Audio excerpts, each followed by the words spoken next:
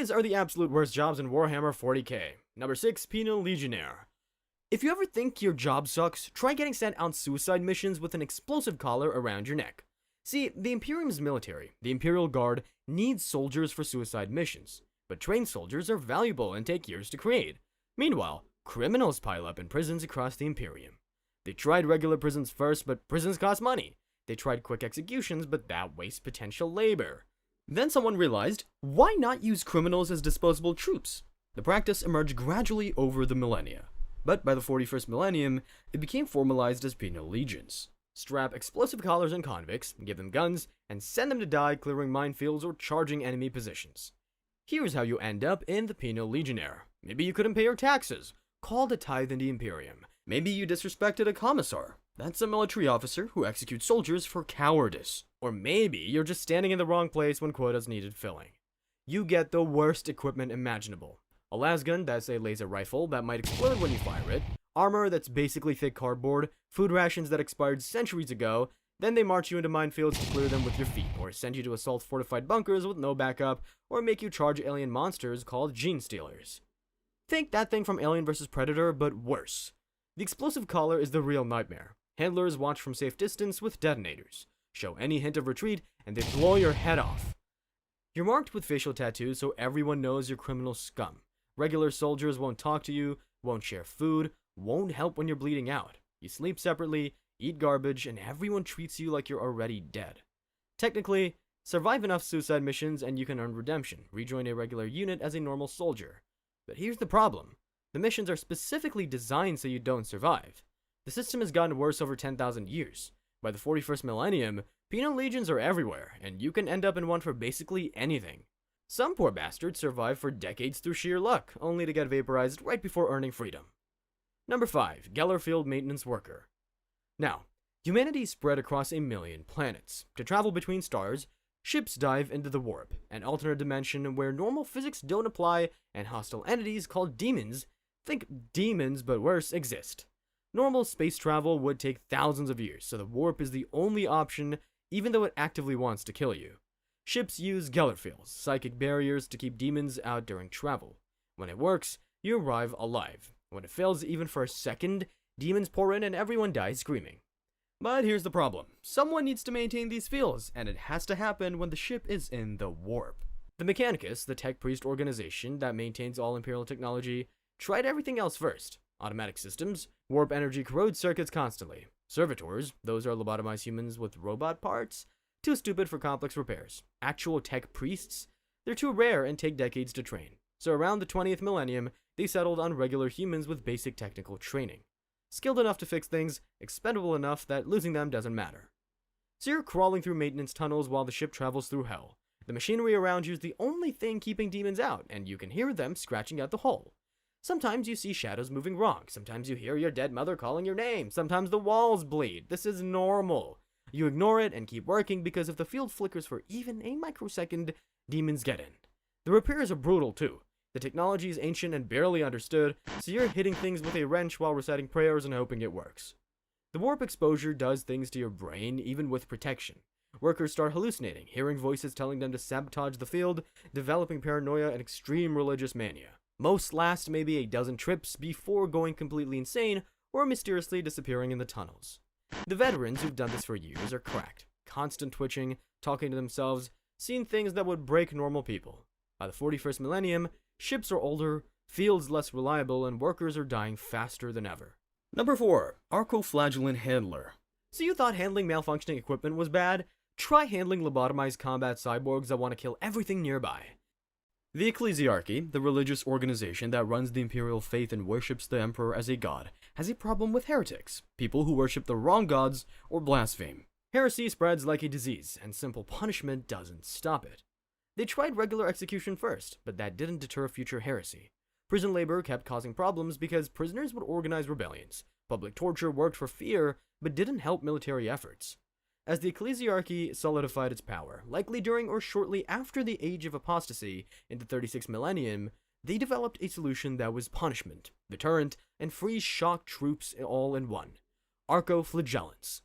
Take condemned criminals, pump them full of combat drugs, Surgically remove the brain parts responsible for free will, attach mechanical limbs covered in spitting flails and blades, and install a pacifier helm that keeps them sedated. Now someone has to handle these things, and that's you. Your job is keeping them sedated with drug injectors, pointing them toward enemies, and trying not to die when things go wrong. But things always go wrong. The injectors clog, the pacifier helm glitches, someone makes a loud noise. Suddenly you've got a 2-meter tall cyber zombie swinging razor flails everywhere while you frantically enter shutdown codes and pray you're fast enough. Nobody volunteers for this. Most handlers are low-ranking church members who screwed up, like falling asleep during prayer and got this as punishment. Others are failed priests or people with just enough technical skill to operate the controls, but not enough for better jobs. Training is minimal. Sedate button, release button, prayer for when you're about to die. You're a zookeeper for murder machines that occasionally scream coherent accusations about their past lives at you. Handlers last 3 to 4 months on average before an Arco-flagellant malfunctions and turns them into paste. Survivors develop severe trauma, substance abuse, and 1,000-yard stares. Nobody respects you, nobody thanks you, and when you die, the church just assigns a replacement. By the 41st millennium, every major cathedral has these things. Every war zone uses them, which means more handlers dying every day across the galaxy. Number 3, Homunculi Assistant. Now let's step outside humanity and talk about the Dark Eldar, aliens who live in Camorra, a city in a pocket dimension called the Webway. Here's the problem. The Eldar were a dominant galactic power for millions of years until their depravity created a chaos god called Slaanesh about 10,000 years ago. Now, Slaanesh constantly drains their souls, and the only way Dark Eldar survive is by torturing others and feeding on their pain. The Homunculi are masters of this. They've perfected torture for 10 millennia. They run flesh laboratories where they reshape bodies, create monsters, and generate endless suffering. As their work grew more complex over millennia, they faced a problem. They needed assistance. They tried using mindless racks, failed surgical experiments, but racks are too stupid for delicate work. They needed someone with enough intelligence to follow instructions, but expendable enough to use as spare parts. So they used captured slaves from raids or low-ranking Dark Eldar forced into service through coercion or punishment. You're dragged to a lab where screaming is background music. Your work includes preparing subjects for surgery, meaning strapping down conscious victims and cleaning the previous subject off the table. You fetch organs from storage vats, catalog pain thresholds, and clean up fluids that shouldn't exist.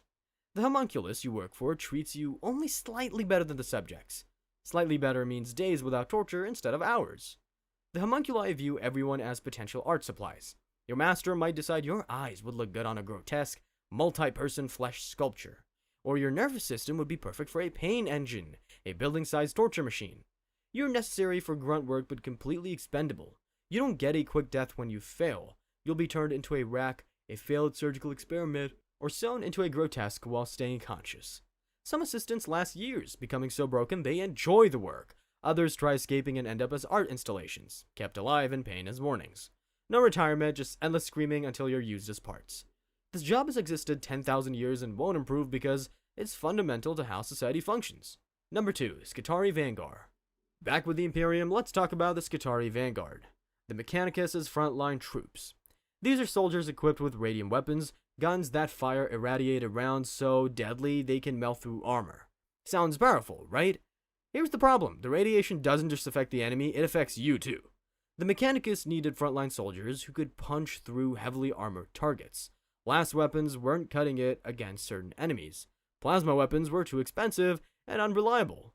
Radium weaponry is ancient Mechanicus technology predating the Imperium itself. It's incredibly effective at destroying targets and incredibly toxic to whoever carries it.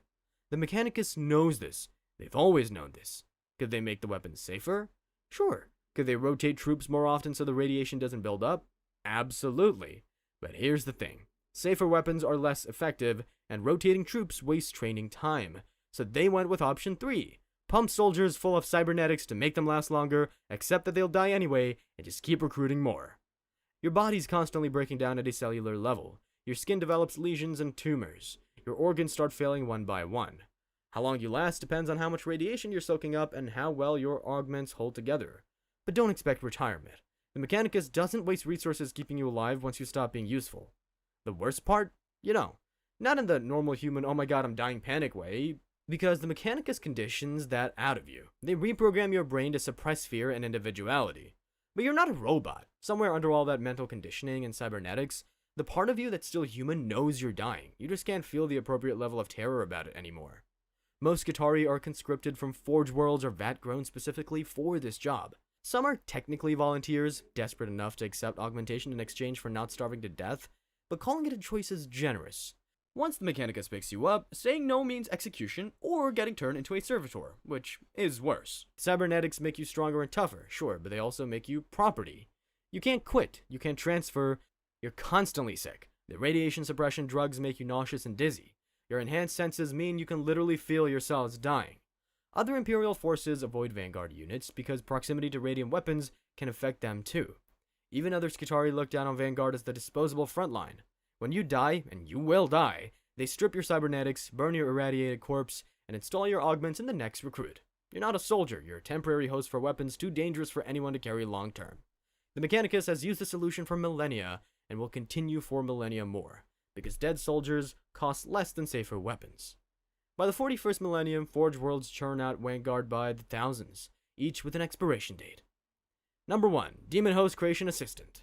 And finally, the absolute worst job in the 41st millennium, assisting with the creation of demon hosts. The Inquisition faces chaos, a corrupting force from the warp manifesting as gods and their demon servants. These demons invade reality, corrupt planets, turn soldiers into monsters. The Inquisition needs intelligence on chaos, but can't interrogate demons without dying or going insane. They tried capturing chaos cultists, but cultists don't know much. They tried studying ancient texts, but the information itself drives scholars insane. They tried communicating with demons directly. Everyone died. At some point after the Horus Heresy, radical inquisitors developed an extreme solution, summoned demons, trapped them with psychic wards and holy symbols, forced them into condemned prisoners' bodies. Now you have a demon to interrogate or weaponize. The practice is controversial. Puritan inquisitors call it heresy. Radicals argue desperate times justify extreme measures. Creating a demon host needs a powerful inquisitor trained in demonology, a host body, usually condemned psyker, a ritual chamber covered in protective symbols, and several assistants. That's you. These rituals happen in secret facilities on your ships or hidden chambers. Your job is standing in the ritual circle, chanting prayers in languages you don't understand, trying not to look at the demon because eye contact drives you insane, and maintaining psychic wards through constant prayer. Demons don't want to be bound. They'll do everything to break free or murder everyone. Most bindings fail, maybe 8 out of 10. When it fails, the demon kills everyone in creative ways. Turns your blood to acid, inverts your skeleton while you're alive, makes you experience every pain you've caused amplified. Lucky ones die quick. Assistants are low-level acolytes, loyal but not valuable enough to protect. If the binding succeeds and Orthodox Inquisitors find out, you're executed for heresy. If it fails, the demon kills you.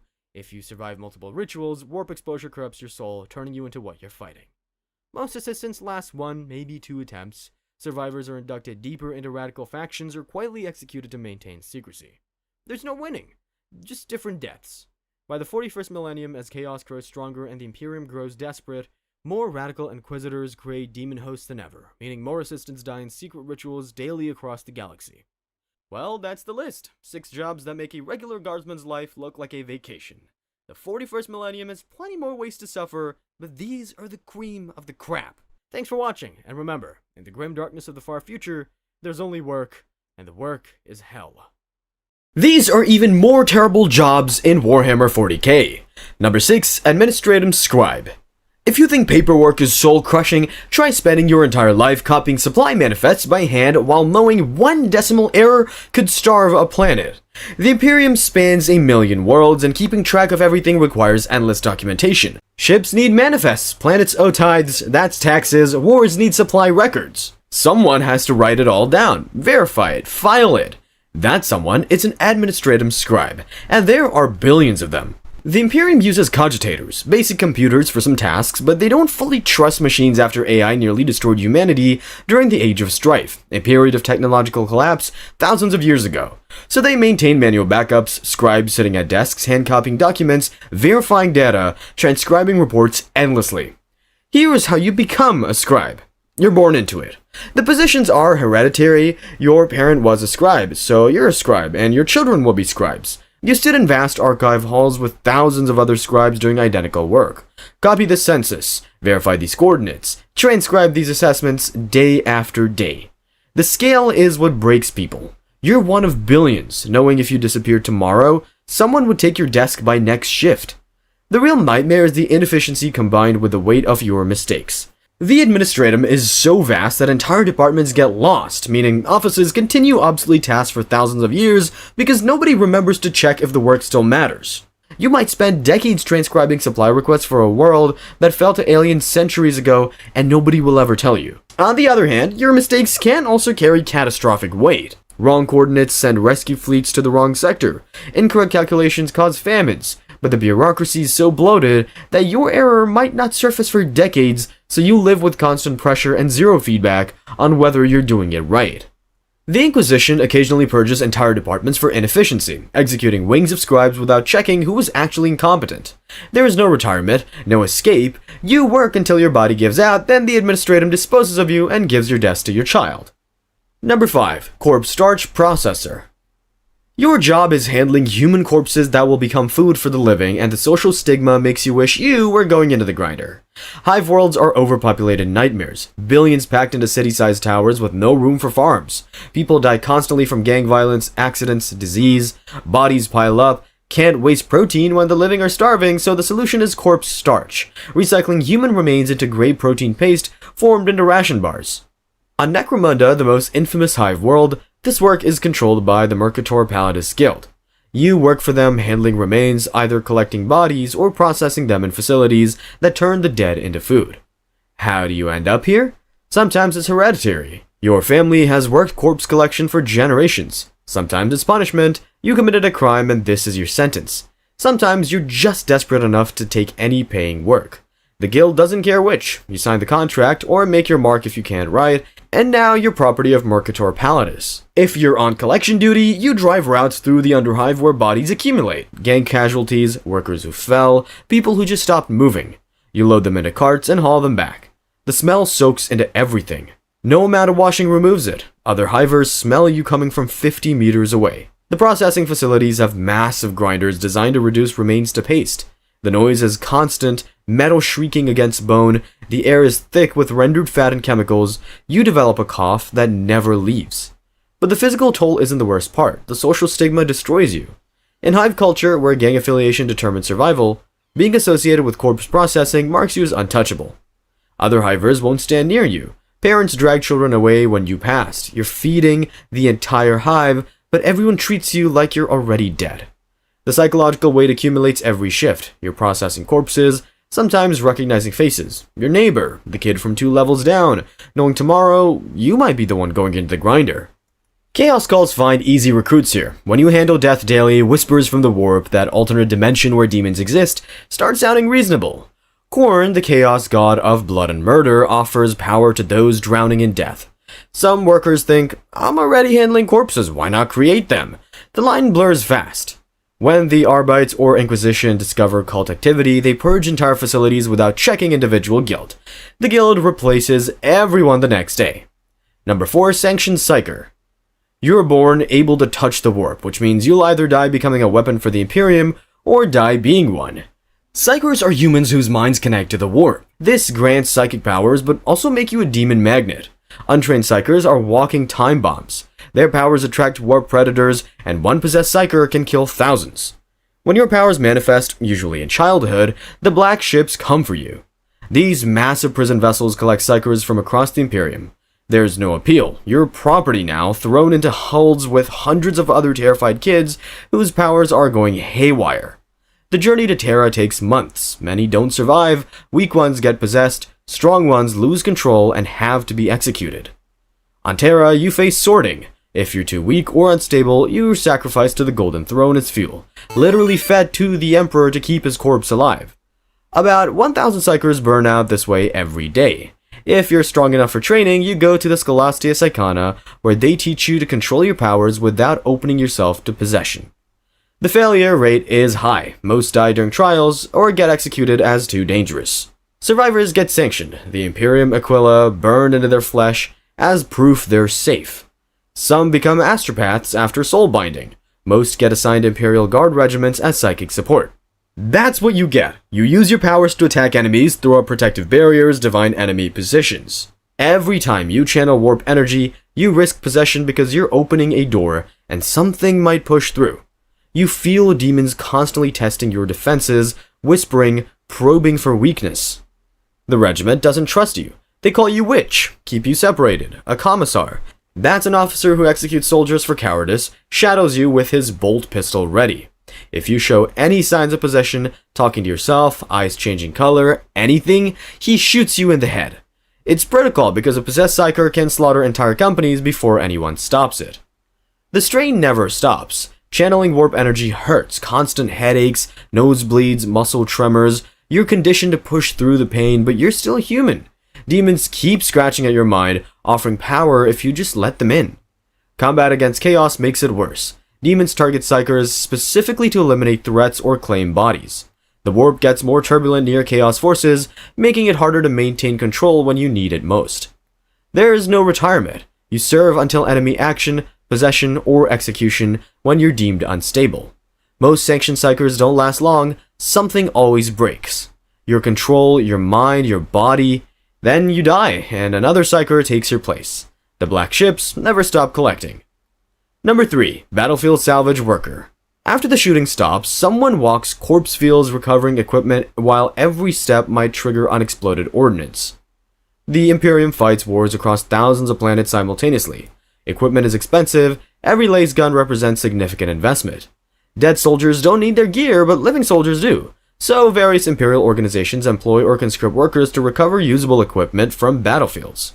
How do you end up doing this? Sometimes you're a penal legionnaire pressed into dangerous labor as punishment. Sometimes you're a desperate local who needs to eat, and this is the only work available. Sometimes you're conscripted by quartermasters who need bodies for the job. However you got here, the work stays consistent. You're set onto corpse fields while bodies are still warm. Thousands of dead scattered in various states of dismemberment. Your job is recovering anything functional. Prying laser guns from death grips, stripping armor from corpses, collecting ammunition. The battlefield itself is trying to kill you. Unexploded ordnance litters the ground, artillery shells that fail to detonate, grenades dropped by dying soldiers, mines that didn't trigger. Every step is calculated risk. Most salvage workers die from ordnance, not enemies. Toxic chemicals coat everything. Weapon residue burns exposed skin. Promethium fuel pools in craters. You're giving minimal protection because proper gear costs more than your life. Battlefields where chaos forces fought add another horror. Where demons manifested, corruption lingers. Warp-tainted equipment can corrupt handlers. You might pick up a laser gun. That seems fine. Then over the next week, develop extra fingers or hear voices. By the time you realize you're mutating, it's too late for anything except execution. Even battles against Xenos leave dangers. Orcs playing dead. Tyrannid organisms burrowing into corpses. Necron warriors that reassemble when you're not looking. You're armed with maybe a knife and a laser pistol. Not enough to fight, but enough to give false confidence. There's also the arbitrary distinction between recovery and looting. Taking equipment to turn in is recovery. Taking it for personal use is looting, punishable by execution. The line shifts based entirely on the quartermaster's mood. Salvage workers die regularly from theft accusations, even when following orders. Number 2. Void Ship Maintenance Bondsman. Imperial Navy ships need maintenance in the toxic lower decks, and bondsmen handle it knowing the work will probably kill them. Imperial Void ships operate for centuries or millennia. They're too valuable to decommission, so the Navy keeps them running through constant maintenance. The upper decks where officers work get regular attention. The lower decks accumulate damage because nobody important gets down there, so repairs aren't priorities. But critical systems still run in the lower decks. Someone has to maintain them, and that's bondsmen. Pressed crew conscripted from hive worlds. You're not real Navy, you're expendable labor used for jobs too dangerous for valued personnel. The lower decks are actively trying to kill you. Radiation leaks from ancient plasma reactors, chemical runoff pools in forgotten compartments. The air gets worse the deeper you go, and respirators aren't always provided because you're expendable. Your job involves keeping critical systems running, clearing blockages, repairing piping, checking for hull breaches in sections unvisited for centuries. The equipment is ancient and barely understood, so you're working with basic tools and prayers, hoping the machine's spirits don't kill you. The real horror is what warp exposure does. Ships travel through the warp. Pillar fields protect the ship, but the fields are weakest in the lower decks. Generations of exposure cause mutations, physical changes, psychological degradation. The line between loyal crew and something else blurs in the depths. During warp transit, conditions get worse. When the Gellerfield flickers, things slip through. Shadows move wrong. Equipment behaves strangely. You might be repairing a pipe when something that shouldn't exist comes out of the darkness. Most bondsmen don't survive their first warp transit encounter. Disappearances go uninvestigated. You work until accidents, exposure, or the things in the darkness get you. Number 1. Forge World Menial. Think factory work is tough? Try laboring on planets where the air itself is poison and the tech priests see your flesh as a problem to be corrected. The Imperium fights constant wars, and wars need weapons. Forge worlds are planet-sized factories that produce everything, controlled by the Adeptus Mechanicus, tech priests who worship machines. They use servitors for simple tasks. Servitors are lobotomized humans with cybernetic parts, but servitors can only follow basic programming, so the Mechanicus needs workers for anything requiring judgment. That's where menials come in. You're press-ganged from hive worlds or born on the forge world itself. Either way, you're property now. You haul materials, operate presses, assemble weapon components, maintain ancient machinery, everything too complex for servitors but too menial for actual tech priests. The environment starts killing you immediately. The air is toxic smog mixed with radiation and chemical fumes. Every breath scars your lungs. You're not given proper protection because the Mechanicus views flesh as inherently flawed anyway. Why waste resources on something that's already imperfect? The machinery you work with is thousands of years old, maintained through prayer and ritual rather than preventative maintenance. Accidents happen constantly. When they do, they scrape out what's left and dock your family's rations for cleanup time. Here's the twisted part. The Mechanicus doesn't wait for injury before grafting cybernetics onto you. They view gradual replacement of flesh as a path to purity. So even healthy menials receive crude augmentations. A mechanical arm here, an enhanced organ there. These are cheap parts that ache constantly because pain management is reserved for actual tech priests. You're being improved in ways that make existence progressively more miserable. The environment poisons you regardless, radiation causes tumors, heavy metals accumulate until organs fail. Chemical exposure burns through tissue. You watch yourself deteriorate and the augmentations just keep you functional longer than you'd naturally survive. When you can't finally work anymore, they turn you into a servitor. They cut out the parts of your brain that make you human, install control mechanisms, and now you're the mindless drone you used to work alongside. The part that could object doesn't exist anymore. You just keep working. Well, that's 6 more jobs that make a regular guardsman's life look like a vacation. The 41st millennium has endless ways to suffer, and we've barely scratched the surface. Thanks for watching, and remember, in the grim darkness of the far future, there's only work, and the work is hell. These are the absolute worst jobs in the Imperium. The Astra Militarum. 3 weeks of training, 1 laser rifle, 15 hours to live. That's the life, or lack thereof, for a guardsman. Guardsmen are regular humans turned into soldiers. They use simple laser rifles, wear thin armor, and get thrown into battles against creatures that can crush tanks with their bare hands. The job exists because the Imperium needs trillions of fighters, and regular humans are the cheapest option. It all starts with the planetary tithe, a tax every world has to pay to the Imperium. Part of that tax is people. How they get picked depends on the planet. Some hold a lottery, others empty their prisons, some just kidnap whoever's walking down the street. Once taken, they say goodbye to home forever. Training is short, a few weeks if they're lucky. Conscripts learn 3 things: how to shoot, how to march, and how to obey. That's it, then they get shipped off to a war zone they can't even pronounce. When guardsmen reach their war zones, the real misery starts. Daily life becomes digging trenches, stacking sandbags, cleaning weapons, and waiting for orders that might be their last. Food is corpse starch ration bars, which is recycled protein made from the dead bodies. Water is whatever the planet has, filtered just enough not to kill them immediately. Sleep happens when they can get it. Every quiet moment carries dread because they never know what's coming. Then comes actual combat. Lasguns can hurt enemies. Sometimes. Well, not always enough. Orcs charge in huge mobs. Tyranids swarm like giant insects. Undead robots keep walking even after being shot. Chaos soldiers fight with powers that twist reality. The only way for guardsmen to stand a chance is by firing together, thousands of rifles creating a wall of light just to slow the enemy down. Not stop them, slow them, and hope someone else has heavier weapons. Commissars stand behind the troops, ready to shoot anyone who tries to run. Everyone knows the deal. Die facing the enemy or die facing the commissar. At least the enemy might miss. There's an Imperial term, 15 hours. It comes from a deployment on an orc world where the average survival time for new guardsmen in active combat was 15 hours. That's from landing to death. 15 hours. But in luckier deployments, guardsmen can survive for years, even long enough to become veterans or retire to a new world. But they never know which kind of battle they're walking into until it is too late. By M41, the Guard loses millions every single day across thousands of active war zones. There's always another war, always another regiment, always another recruit who doesn't know they've got 15 hours left, and the Imperium replaces them the next day. Servitors. The Imperium needs machines to do heavy work, dangerous work, and boring work. But they can't just use real AI. Those machines rebelled millennia ago and nearly wiped out humanity during the Age of Strife. So they found a loophole. Don't build thinking robots. Take humans and turn them into half-machine slaves called servitors. They look like robots, but they're technically still human, so it's fine, according to the rules. Servitors emerged from the early treaty between the Imperium and the Adeptus Mechanicus, aka the Machine Cult. Humanity got help rebuilding its empire. Mars got permission to mass-produce cybernetic workers. No one asked what the workers thought about it. From there, servitors became the backbone of every factory, starship, shrine, and battlefield. They haul ore, scrub plasma conduits that are hot enough to melt skin, perform surgeries under direct supervision, or stand on warships firing guns bigger than houses. They never sleep, they never complain, they never get paid. Perfect workers. But the process to make one is where things get ugly. Tech priests drill into the skulls and remove the parts of the brain that allow thinking, remembering, or making choices. A control chip gets installed in the empty space. It forces obedience. Absolute obedience. The subject can't disobey even if they wanted to, because the part that wants anything is gone. Pain blockers exist. Most factories don't bother using them. Pain burns sin, according to the Mechanicus doctrine.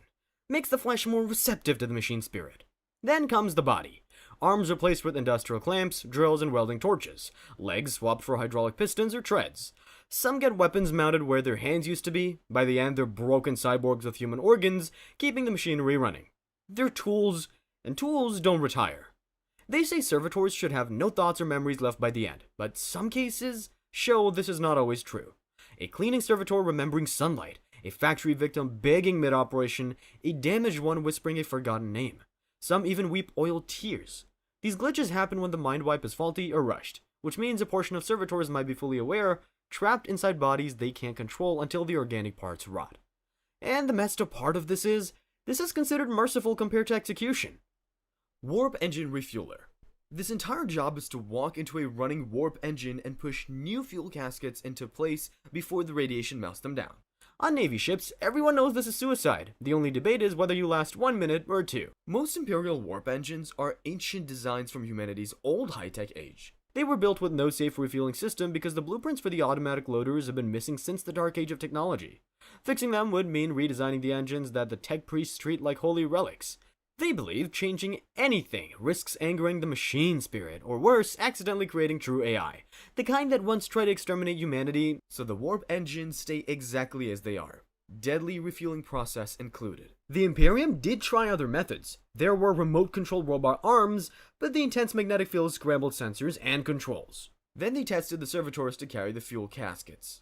That also failed. The radiation fried their organic parts even faster than normal humans, and their lobotomized brains could not improvise when things shook or shifted mid-insertion. After that, they tried other automatic loading machines, but the new parts didn't match the ancient engine design. When they tried to connect everything, the warp engine reacted badly. In some tests, entire engine rooms blew up. Expensive machines destroyed, servitors wiped out, tech priests nearly killed watching it happen. After all the failures, the choice became simple. Keep risking the sacred, irreplaceable reactors, or send in cheap human workers they could replace forever. They picked the humans. Refuelers are taken from underdeck hive workers, criminals, or void-born conscripts. That's the people born on the ship who never saw a planet in their lives. They get a thin lead-lined suit and painkillers that barely do anything. In teams of 20 to 100, they enter the reactor chamber while the engine is still running at almost full power. The radiation hits them instantly. Blood boils in veins, eyes burst in their sockets, skin peels off in sheets. They have under 2 minutes to slam the new fuel caskets into place before their legs give out. Maybe they finish the job, maybe they don't. Either way, servitors hose what is left of them off the floor and prepare the next team. On many older ships, this remains the only way. A few elite Navy flagships and Mechanicus vessels use upgraded refuelers with augmetics that buy them an extra 30 seconds. Everyone else uses the old method. Throw humans at the problem until it's solved. Space Marine Dreadnoughts. Most soldiers fear dying. Space Marines fear surviving too long. Because if their injuries are bad enough, they don't get a funeral. They get shoved into a giant metal coffin called a Dreadnought. It's called honor. It feels more like a life sentence with extra steps. This nightmare exists because the legions kept losing heroes they couldn't replace. During the Great Crusade in M30, veteran warriors with centuries of irreplaceable experience were dying faster than new ones could be trained. They tried letting veterans die with honor. They tried recording experience in manuals. They tried extensive augmetics. Marines died during surgery. Nothing worked. So, the tech priests created Dreadnoughts, war machines that preserve whatever pieces of a Marine are still alive. Problem solved. Except for the Marine. The process is brutal. After a Marine is dragged off the battlefield half dead, Tech Marines cut away anything that cannot be saved, like arms, legs, even most organs. What's left gets sealed in a sarcophagus filled with fluid. Neural cables plugged into the spine and brain. Then the sarcophagus seals shut forever. The Marine wakes up in absolute darkness, can't move, can't see. Tries to scream, no mouth, no lungs. Then they activate the Dreadnought. Suddenly, he's seeing through sensors instead of eyes. Moving a tank instead of his body. Everything feels wrong. Between battles, they sleep in stasis where time stops making sense. Centuries pass like minutes. Every time they wake, more is lost. Brothers dead, wars forgotten, can't remember names, can't remember why they're fighting. Each cycle damages the brain. Eventually, they forget everything. All that's left are combat protocols. Most end up as walking weapons with no pilot left inside. By M41, every chapter is these ancient warriors entombed in their halls. Some have been asleep for thousands of years. Some wake up and don't recognize the Imperium anymore. Doesn't matter. Wake them up, point them at the enemy, put them back to sleep. The Emperor. And the worst job in the Imperium might just be being the Emperor of mankind. Cause imagine being strapped to a machine the size of a cathedral, body dried to a husk, screaming for 10,000 years straight. The brain fights monsters no one else can see, while consciousness slowly disintegrates. Can't sleep, can't take breaks, can't quit, can't die. This nightmare started because the Imperium needed a safe way to move around the galaxy. At first, humans used a shortcut dimension called warp, but the warp is filled with monsters called demons that hunt anything that enters it. To survive warp travel, humans need a psychic lighthouse called Astronomicon to guide them. Without it, ships get lost, eaten, or never return. So the Emperor tried to fix this permanently by building the Webway, a giant tunnel system, kinda like the one used by an older alien race called the Eldar. If it worked, humans wouldn't need warp travel or the psychic lighthouse at all. But before the Emperor could finish it, his son Magnus the Red ruined everything. He used a psychic message to warn the Emperor about another son, Horus, who was rebelling. But that spell tore open the Emperor's shields and let demons rush into the tunnels. One psychic warning, 10,000 years of consequences. The Emperor had to drop every other duty and sit on the Golden Throne full time, using his mind to hold the portal shut. If he stopped for even a second, Terra, Earth, would be overrun. Then Horus really did rebel. During the Siege of Terra, Horus nearly killed the Emperor. The Emperor won, surviving barely as his body was broken beyond repair. The problem was the Webway portal still needed to be shut and the Astronomicon still needed a battery. The Imperium tried replacing him. Malcador the Sigillite volunteered. Lasted for a short period before turning to ash. Teams of the most powerful psychers in the Imperium all died screaming. Building a second throne, the prototype exploded, killing everyone in the chamber. No other person or machine could support the Webway seal, or power the Astronomicon. So the only solution was to strap the Emperor to the throne permanently. His broken body became the only power source strong enough to run both systems at once, both requiring psychic force that would instantly kill anyone else. By M41, the throne itself is failing, requiring more power to maintain the same output. He's burning faster just to keep the lights on, and the entire Imperium can't help but depend on a corpse god who can't let himself die.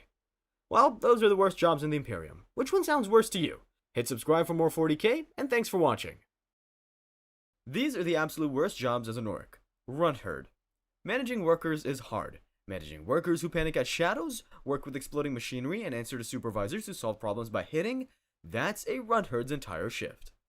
Orcs are a biologically engineered species created by the old ones millions of years ago. Every role in their society exists through genetic programming. Some orcs sprout as mechs, instinctively understanding machinery. Others become Painboys, compelled to cut and experiment. The rest become boys, warriors built for fighting, shouting, and destruction. But someone still has to do the boring work. Hauling ammunition, cleaning workshops, crawling through machinery that's too small, too hot, or too unstable. Problem is, orcs are genetically incapable of tolerating this. Tasks that don't involve smashing, punching, or shooting trigger instant frustration. Their biology simply rejects it. Enter the Gretchen. Smaller, weaker orcoids created specifically for grunt work. And where there are Gretchen, there are runt herds. Orcs who sprout with handler instincts. Their minds just develop the biological urge to corral, direct, and beat the smaller orcoids into doing work. Don't choose it, Can't avoid it, just happens. Here's how a typical shift goes. A mech shouts his gun needs cooling fluid now. The Runt herd has 30 Gretchen. 29 bolt to the yelling. The one that stays gets crushed when the gun barrel swings around. 5 others panic and crash into a fuel barrel. 3 get trampled. 1 triggers a chain reaction that drops a ceiling plate. The mech blames the Runt herd for everything, and this is just Tuesday.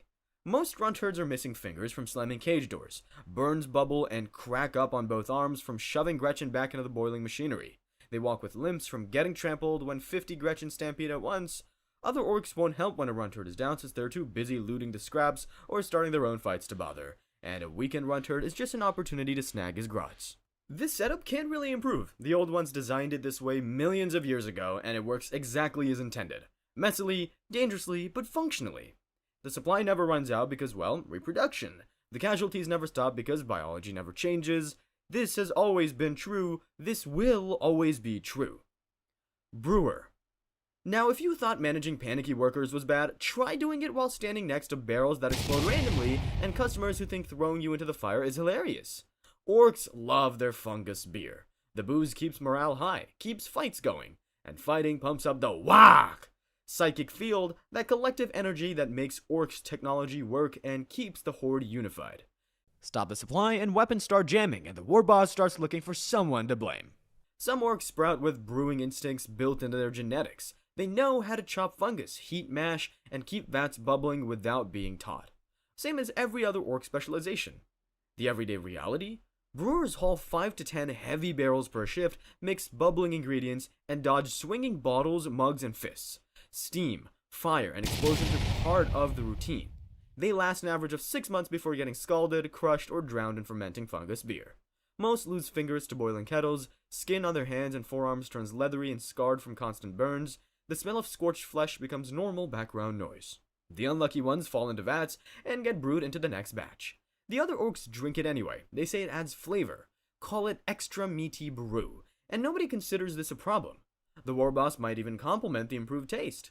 Other brewers see this happen and just keep working. The compulsion to brew overrides self-preservation. Not that orcs cared much for that anyways. A brewer might even stir vats with his remaining good arm, while the burned one hangs useless. Bigger wogs means more orcs drinking faster, which means more brewers dying messier.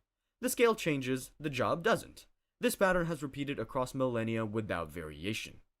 Mech's assistant. You'd think workshops would be safer than battlefields, right? In orc society, they're deadlier. At least on the battlefield, the explosions are supposed to happen. Mechs are orcs who sprout with an instinctive understanding of machinery. They build tanks, robots, guns, and vehicles from scavenged scrap that somehow work despite leaking fuel, misfiring, and falling apart mid-use. And with all that building, they definitely need assistance. Mech's assistants come in 2 types. Spanners, lesser mech boys with partial mechanical instincts who understand tools and basic construction, and Gretchen Oilers, smaller orcoids with no mechanical instincts at all, just the misfortune of being small enough to fit into deadly spaces.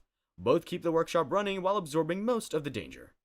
Assistants carry hot metal plates that sear through gloves, hold sparking wires that shock up to the shoulder, push buttons that clearly shouldn't be pushed because the mech insists it'll probably work, engines backfire 10 to 15 times per shift, fuel leaks ignite underfoot, welding sparks land on explosive materials. Sometimes an assistant gets welded to the project because the mech forgot they were holding that part. The mech just works around them until they can pry the assistant loose. A successful day means the weapon fires 3 times before exploding. The assistant only loses 2 fingers. The mech calls this good progress. Even standing still is dangerous because anything can explode at any second. Most assistants end up burned, electrocuted, or flattened by falling machinery. The mech considers an assistant a success story if they survive long enough to become spare parts. When an assistant finally dies, the mech strips any useful arguments and tosses what's left into the scrap pile. Waste not. Orc engineering doesn't include safety features. Never has, never will. The old ones program mechs to build functional weapons fast, not build them safely, and orc engineering fundamentally cannot function without someone expendable holding the dangerous parts. The casualties are acceptable as long as the gun works when it's done. Weirdboy Minder. Most jobs have occupational risks. This one has. Your boss randomly explodes and takes half the battalion with him. Weirdboys are orcs who blast psychic energy like walking apocalypse machines. Their skulls act like funnels for whatever wog energy the surrounding orcs generate. Put enough orcs into one place, and the psychic buildup releases wherever it wants, up, down, sideways, straight into friendly ranks. And someone has to make sure that doesn't happen, and this is where the Weirdboy Minder comes in. Weirdboy Minders aren't a special cast. They're just regular orcs, usually tough boys or a knob, assigned by the war boss to keep the Weirdboy from accidentally vaporizing the entire mob. It becomes unavoidable the moment the war boss points and says, "You, watch the Weirdboy." The Minder knows exactly when the Weirdboy is about to overload. The telltale head glow, the crackling energy, the air getting hot and staticky. So, Minders dodge up to 40 psychic blasts per hour. They hold bottles, pipes, or scrap metal pieces to distract their Weirdboy. They shout, push, and occasionally smack him to keep focus on the target. 1 second they're steadying the Weirdboy, next second they're dodging a beam of energy that could melt armor or flatten a tank.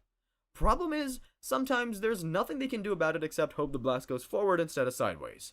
Shockwaves throw Minders 20 to 30 meters across the battlefield. Sometimes they land in one piece, usually they don't. Most Minders die with perfect situational awareness, if only they had smacked the Weirdboy sooner. This is just how it works. The old ones designed psychic orcs to channel battlefield aggression into destructive power. The side effect is constant risk of detonation.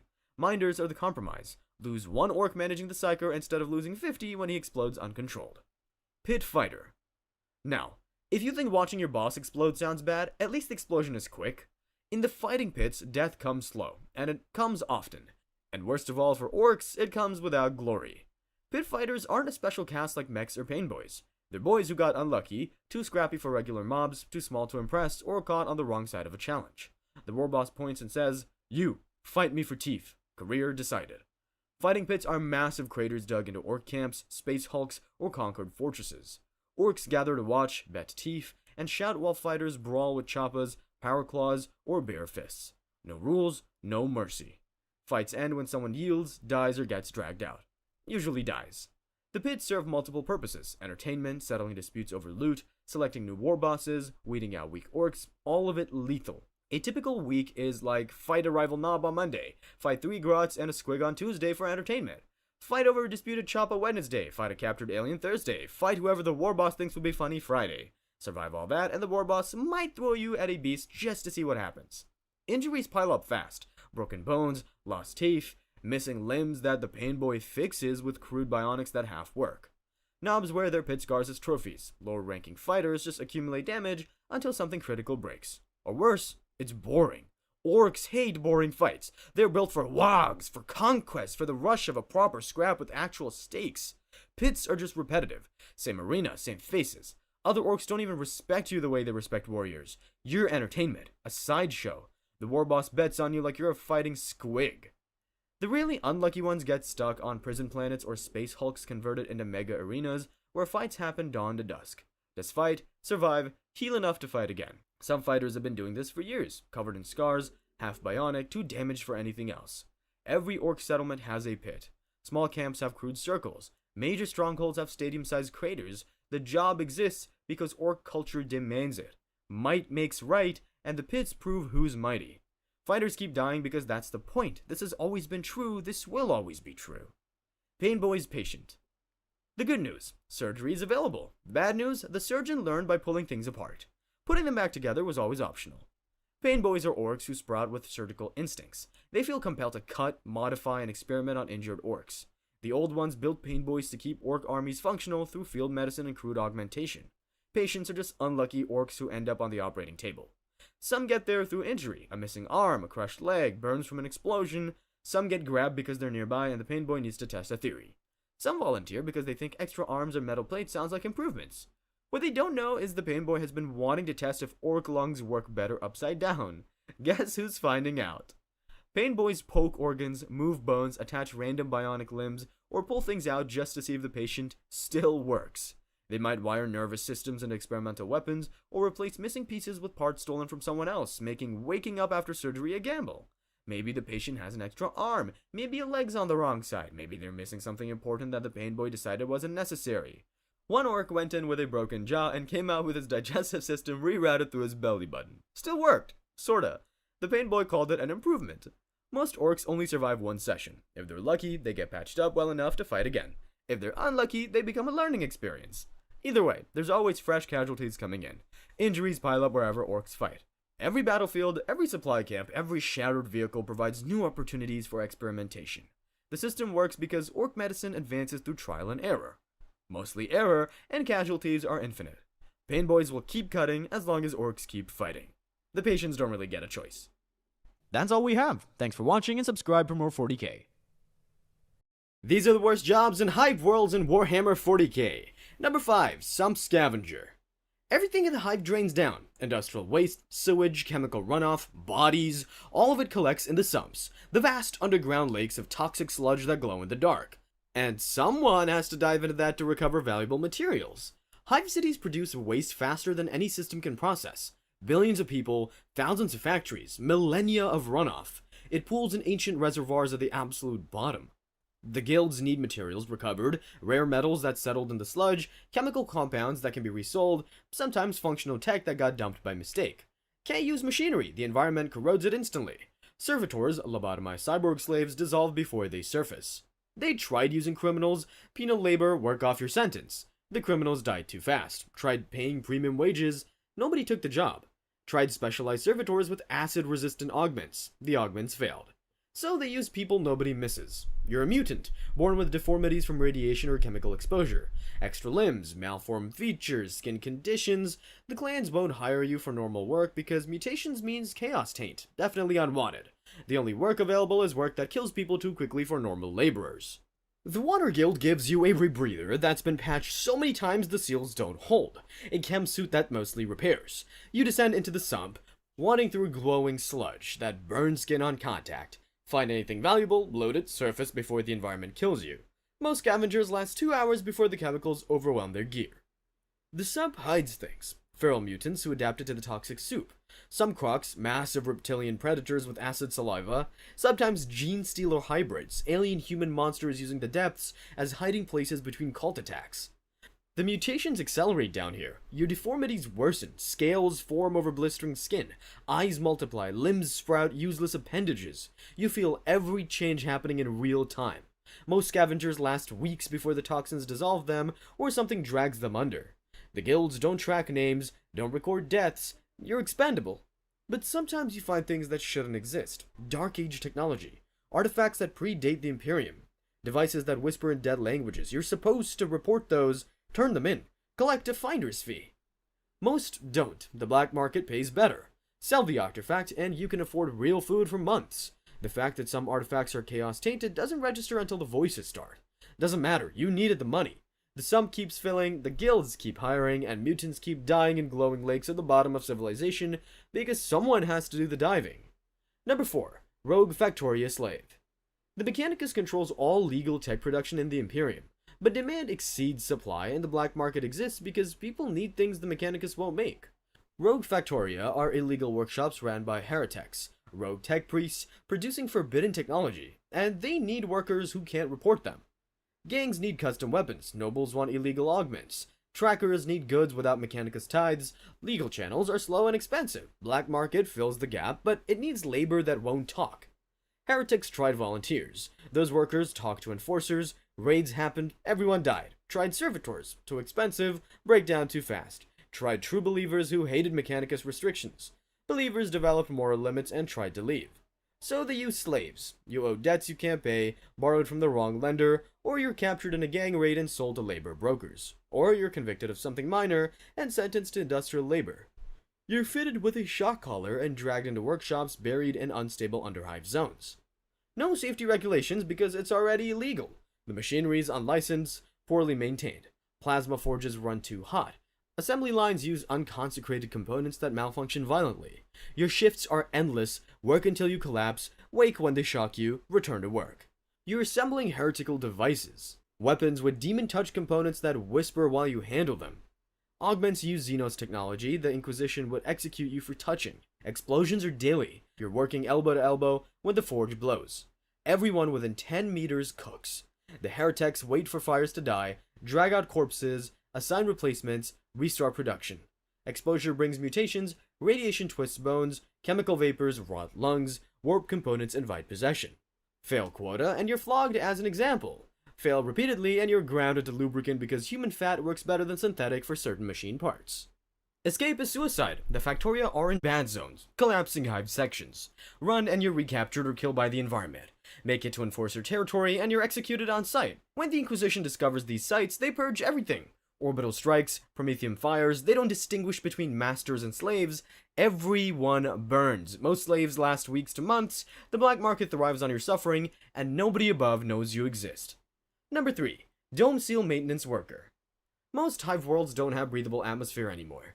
Industrial pollution rendered it toxic millennia ago. On Necromunda, it's ash wastes, particulate storms that shred lungs. Other worlds have chemical clouds, acidic fog, radiation. The hive cities are sealed environments with filtration systems struggling to keep the poison out. When seals crack, the outside gets in.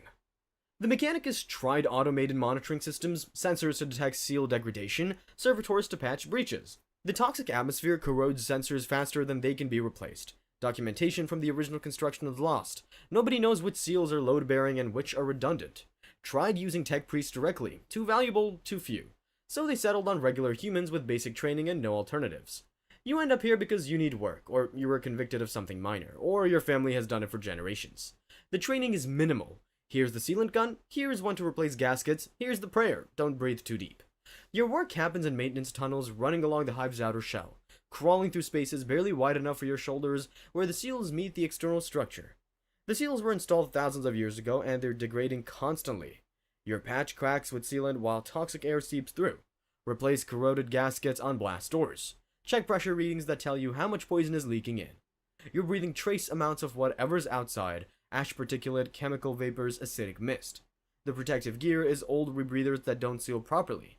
Your lungs accumulate damage with every shift. Scar tissue, chemical burns, black lung from ash exposure. The Mechanicus knows this. The gear exists to make you last longer, not to actually protect you. Then there's catastrophic failures. You're in the tunnel when the breach happens, choking on acidic fog. Skin blistering from chemical contact. If you're lucky, you make it to an emergency bulkhead before your lungs give out. If you're unlucky, the bulkhead seals you in to prevent contamination spread. You die slowly in a sealed tunnel, drowning in poison because the hive's safety systems prioritize containment over rescue. Most seal workers last 2 to 3 years before dying from exposure or a catastrophic breach. The survivors develop chronic respiratory failure, chemical scarring, mutations from radiation, or toxic compounds. The guilds replace you without ceremony, the seals need constant maintenance, and the Imperium has endless desperate people willing to risk death for steady work. Number 2. Pit Slave. The nobility needs entertainment. The Underhive produces people nobody will miss. Put those together and you get the Fighting Pits, where humans are surgically converted into living weapons and forced to kill each other until they break.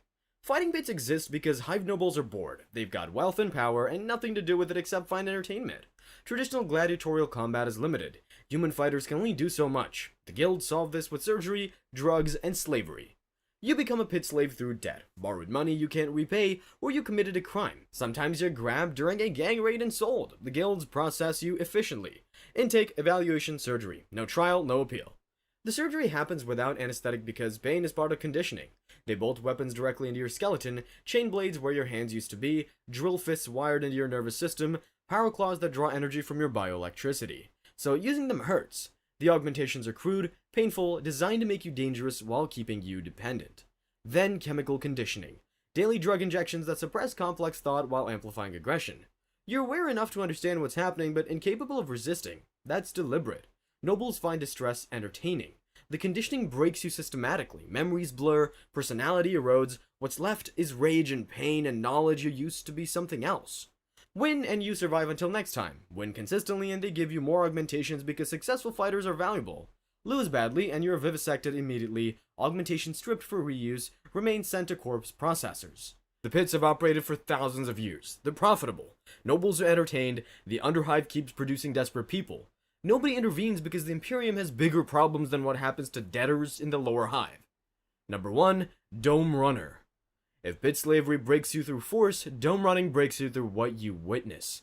The Underhive is a labyrinth of abandoned sections, collapsed domes, and bad zones where the structure is actively failing. Navigation is nearly impossible without guides. Gangs need guides because the Underhives hide salvage, forgotten tech, and rival territories worth raiding. Dome runners are those guides, people desperate or skilled enough to lead expeditions through hell for a cut of the loot. You're an Underhive native with mental maps of routes that shift constantly as the structure collapses and reforms. Former ganger, maybe, or an outcast who survived long enough to learn the paths. Gangs hire you because you know where the radiation pools, where the structure is unstable, where the mutant packs nest, where the gene stealer cults hide. You move light, minimal weapons, basic gear, speed, and stealth matter more than firepower. The paths change constantly. Yesterday's safe tunnel collapsed, today's detour goes through rad zones, cooking your insides. Tomorrow's route passes called territory, where hybrids are watching. What breaks you is what you see. Demonic graffiti that pulses with warp energy and makes your eyes hurt. Genestealer hybrids nesting in human ruins, victims still alive during implantation. Evidence of chaos corruption, altars, summoning circles, and possible mutations. You keep walking, because reporting it means inquisitorial purges, which means everyone dies, including you.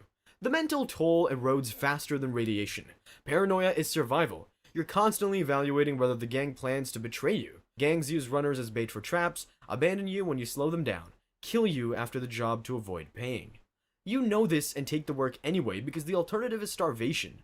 Most dome runners burn out within a year or two. Lucky ones die to violence or structural collapse. Unlucky ones go mad, get lost in the bad zones, become part of what future runners navigate around.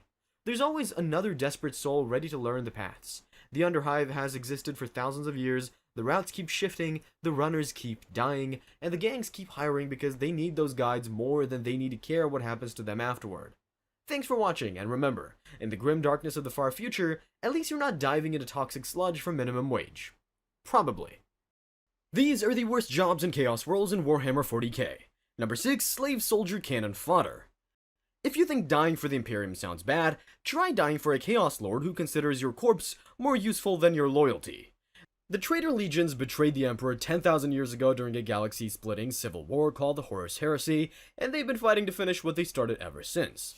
And that war needs bodies. Not valuable bodies, expendable ones that run into enemy fortifications, absorb fire, and exhaust ammunition before the real warriors advance. The Iron Warriors, a traitor legion obsessed with siege warfare, have perfected this. They keep massive slave populations specifically for human wave assaults. That's where you come in. You get handed a crude weapon, maybe a rusted autogun, maybe just a blade, and march toward enemy lines with hundreds of other slaves. No briefing, no tactics, just walk forward and get shot until the Iron Warriors decide it's safe to advance. You're not a soldier, you're a distraction with legs. Here's the thing though, even before you reach the enemy, the warp is already working on you. The Eye of Terror is a massive region in space where the warp, an alternate dimension of pure chaos energy, bleeds into reality and warps everything it touches. Prolonged exposure mutates everything.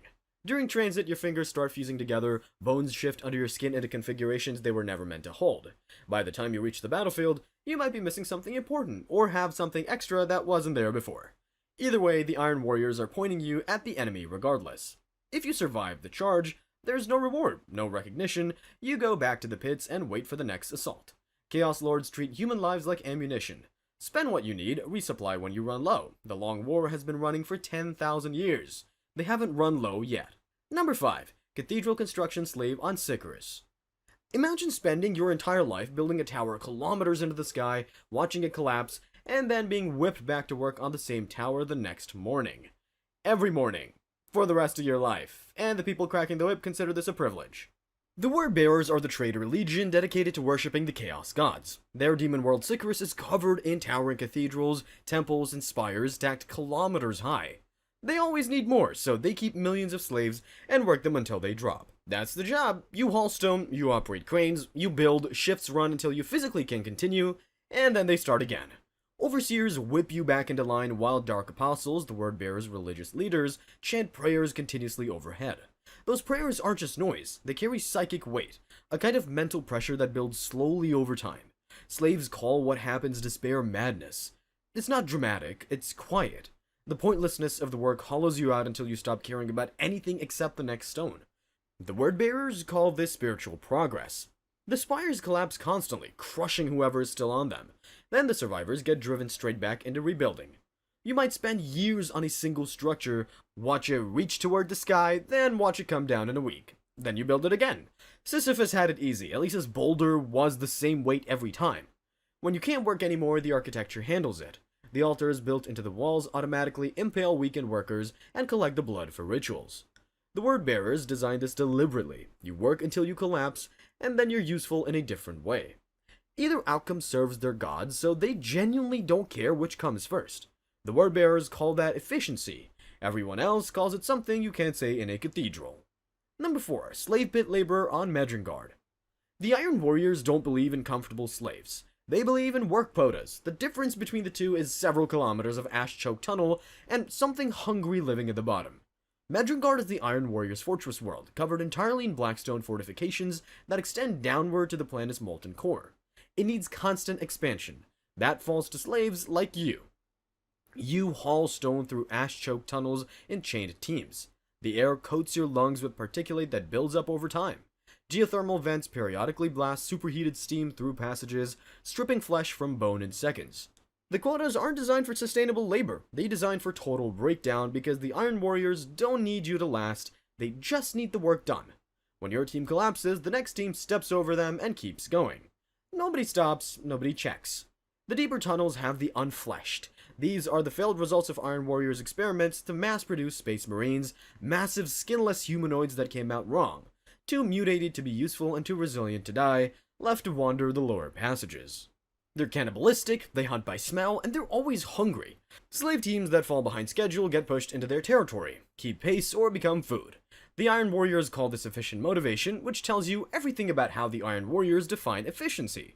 When a warsmith, an Iron Warriors commander, decides productivity's down, he executes an entire work shift to make a point. The pits fill with bodies. New slaves arrive within days because the supply never runs out. Every warsmith wants to build bigger and deeper than his rivals. Building requires bodies, and there are always bodies. This has been true for 10,000 years and shows no sign of stopping. Number 3. Flesh Mill Factory Slave on Xana 2. Your job is feeding things into machines that turn them into demon engine parts. The things you're feeding in used to be people. Your co-workers, specifically, and yes, they can tell what's happening while it happens. Xana 2 is a Hellforge world run by the Dark Mechanicum, tech priests who merged their technology with demonic possession and turned themselves into something barely recognizable as human. They build demon engines here, war machines with actual demonic entities bound screaming inside their frames. Building one requires feeding something living into the binding process. The production floor doesn't distinguish between raw materials and workers. Those are the same category here. You're assigned to an assembly line and the work is exactly what it sounds like. Moving parts, loading machinery, feeding the process. Fall behind on quota, and you become the material. The engines scream during construction because whatever got bound inside is still aware of what happened to it. That sound doesn't stop after the binding completes. The factory floor is never quiet. You get used to it eventually. That's not a reassurance, that's just what this place does to people. The warp vapors filling the floor slowly dissolve flesh. Workers become less solid over time, outlines blurring at the edges. Still on quota though. The Dark Mechanicum doesn't care what you look like as long as the numbers are right. You could be half dissolved and they'd hand you the next component without looking up. You can't organize or sabotage anything. The machines are partly alive and report deviation to their masters immediately. You work until the flesh mill takes you, or until the quota needs filling and you're the closest available material. Either way, the factory keeps running. It has been running since the heresy. The output never stops. Number 2. Thrall Wizard on Sortiarius. Being a psyker in the Imperium is already a miserable existence. Being a captured psyker on the planet of the sorcerers is that, except the nightmare has been specifically engineered for someone with your exact abilities. Psykers are humans whose minds can touch the warp. Most psykers in the Imperium get collected young, trained, and put to work as weapons or communication tools. If you're unlucky enough to get captured by the Thousand Sons, a traitor legion made almost entirely of psykers, you end up on Sortiarius instead. Their demon world has shifting continents, volcanic storms, and skies that bleed warp energy constantly. The Thousand Sons conduct rituals here constantly, dangerous ones, and those rituals need labor. That's you. Soul shackles bind your mind directly to a sorcerer master. Think of it like a leash connecting two minds. You channel warp energy for his rituals, maintain his psychic defenses, and handle the preliminary work he doesn't want to risk himself on. And because the bond runs both ways, you feel everything he does during the ritual. His power, his concentration, and the psychic feedback when something goes wrong. It doesn't go wrong for him, it goes wrong for you. That's the arrangement. Every ritual risks the flesh change. Tzeentch, the chaos god the Thousand Sons serve, embodies change and mutation, and channeling his energy accelerates that unpredictably. Limbs become tentacles mid-chant. Eyes multiply across your skin. The soul bond amplifies the feedback through the connection, which turns each ritual into something that physically fractures the mind. Your master is fine, of course, that's the whole point of having you there.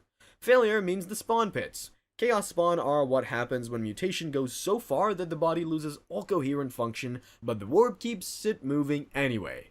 Gibbering masses of flesh that were once human. You don't die in the pit, you transform into one. And somewhere inside whatever you become, awareness persists with no way to communicate it, and no way to end it. The Thousand Suns consider the spawn pits a resource. Of course they do. The planet itself compounds everything. Sortiarius follows Tzeentch's logic rather than physical law. Corridors recurse, architecture shifts between your shifts, the geometry alone breaks minds over time. Some Thrall wizards lose their sanity just navigating to work before the rituals even get the chance. Number 1. Demonculaba incubator on Medrengard. The Iron Warriors had a recruitment problem. They solved it, and if you're a woman in Medrengard slave pits, that solution is your problem now. Space Marines are humanity's greatest warriors, built through years of surgery, organ implantation, and conditioning. After the Horus Heresy, the traitor legions were cut off from Imperial recruitment worlds and losing warriors faster than they could replace them. The Iron Warriors needed something faster, more industrial, so Warsmith Hansu developed the Demonculaba, a process that uses warp ritual to compress years of Space Marine gestation into days, using living human bodies as the incubators. Obviously, you don't volunteer for this. The savage morticians, the Iron Warriors' corrupted tech priests select you from the pits one day without explanation. You don't get one. The process just starts. A young boy from the slave population gets surgically implanted into your modified abdominal cavity. Warp rituals accelerate what follows. Days stretch like months, what's growing inside makes the organs shift, bones crack and reset. Your body has no choice but to change, and there's nothing to stop you from feeling all of it. Pain management is whatever keeps you functional enough to complete the cycle. That's the entire extent of the care involved. Most don't survive the first cycle. The ones who do get prepared for another immediately. No recovery period. No acknowledgement of what just happened. The quota doesn't pause for you. The Marines that emerge are often flawed, skinless, screaming, half mad from the process. The Iron Warriors throw them into combat anyway, because a flawed Marine still kills, and the pipeline produces more. By the time those Marines reach a battlefield, you're already in the next cycle. The Ultramarines found these chambers during the Storm of Iron campaign in M41 and burned everything. Not because chaos horrified them after 10,000 years of war, but because even Space Marines who had seen everything looked at this specifically and decided it couldn't wait. They destroyed the facilities completely. The Iron Warriors rebuilt, the Eye of Terror is vast, and the Ultramarines can't be everywhere. The process continues. Well, that's 6 jobs that make dying for the Imperium look like a reasonable career choice. At least the Imperium occasionally pretends it values you. Chaos doesn't even bother pretending. You're a resource, you get used, and when you're used up, there's always someone in the pits to replace you. Thanks for watching, subscribe for more 40k, and remember, no matter how bad your Monday is, at least you don't live in the Eye of Terror.